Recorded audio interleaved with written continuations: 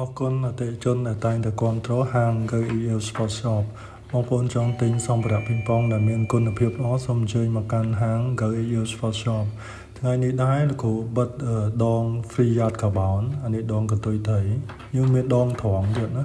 ហ្នឹងហើយ free yard carbon ហើយនឹងស្បែកInception សម្រាប់ forehand ហើយនឹង Moon 12អានេះពណ៌ទឹកប៊ិចពណ៌ទឹកសមុទ្រសម្រាប់ backhand ហើយនឹងវ៉ាន់ការពារវ៉ាន់នេះតគូមួយទៀតហ្នឹងហើ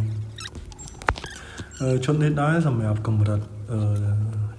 មធ្យមឡើងហ្នឹងហើយដង free yard carbon ដងនេះលោតល្អហើយយើងបិទ inception នៅខាងមុខ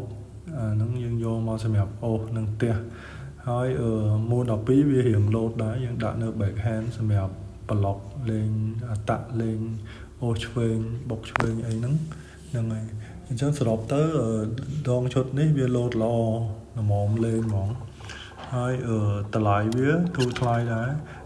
តែ129ណាសរុបទាំងអស់ហ្នឹងមួយឈុតហ្នឹងតម្លៃតែ129ហ្នឹងឥឡូវហ្នឹងឈុតដងនេះតគូពេញនិយមខ្លាំង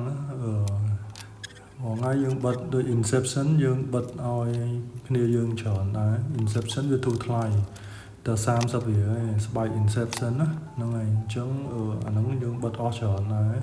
សម្រាប់យើងលេងកម្រិតមធ្យមយើងក៏វាយលេងអីបិទត្រឹម Inception ទៅបានហ្នឹងហើយឈុតនេះធូរមែនតើហើយល្អប្រើ129លោកគ្រូ recommend ឲ្យគ្នាយើងប្រើហ្នឹងមែនតើសំខាន់វាមាន Moon 12ពណ៌ blue ហ្នឹងទៀតអញ្ចឹងណាអញ្ចឹងគ្នាយើងអាចតាក់ទងតាម Telegram លោកគ្រូលេខ016 36 8 87ណាអរគុណច្រើន